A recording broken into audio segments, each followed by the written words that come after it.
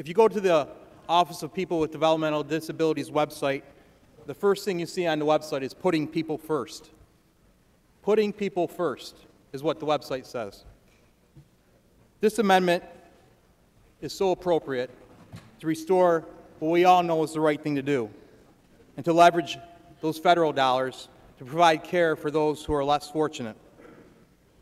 Our budget is all about priorities, talking about what our priorities are as a state. There is money here to do this.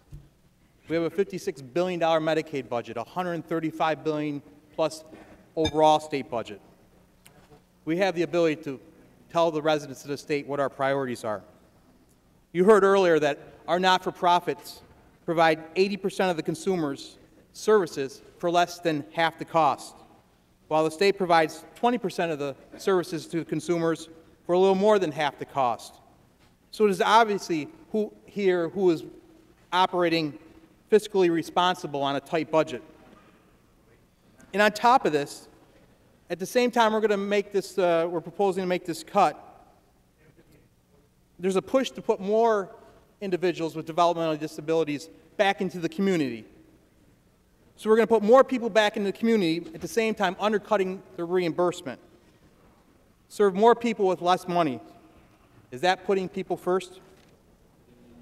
There is no question this cut will be devastating to the quality of life and the services provided to our state's most vulnerable population.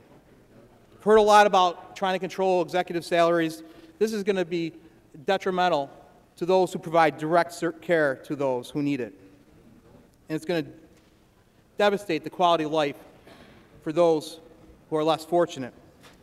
If I could just share a personal perspective on this issue, when I was younger, I spent 2 summers working up at the Sunmount Developmental Center, the state facility at a summer camp, working with individuals with developmentally disabled. And it certainly gave me a perspective on things. And I also spent a year working with our local county ARC. The people who work at these institutions, these facilities, these homes, do not make a lot of money. They're there because they care. And the other thing we need to know about this, that I'm sure you do, is to the residents of these homes, to these developmentally disabled, staff is like their family. Their staff is their family. Their staff is the one interacting on them on a daily basis. And these individuals who are dealt a bad hand and who are developmentally disabled, their spirits are so high and they're always smiling and always trying to make you laugh. Things that we take for granted every single day, going to a movie, going out to dinner, going to a mall or a park or a camp. That is a treat for these individuals who are in community homes, getting to go outside the home. This will dramatically impact their quality of life, my colleagues, dramatically impact their quality of life. Putting people first. This state's all about models, putting people first, open for business, lobbyists for students, putting people first. There is money here to move. We have the opportunity right here to do the right thing. Who is going to advocate and be the voice for the developmentally disabled of this state?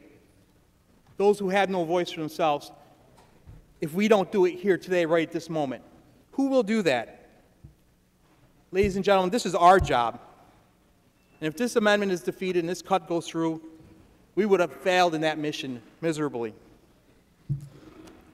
Mr. Speaker, my colleagues, we have the opportunity right now to really put people first and support this amendment and be the voice for those who cannot speak for themselves. I urge a yes vote on this amendment.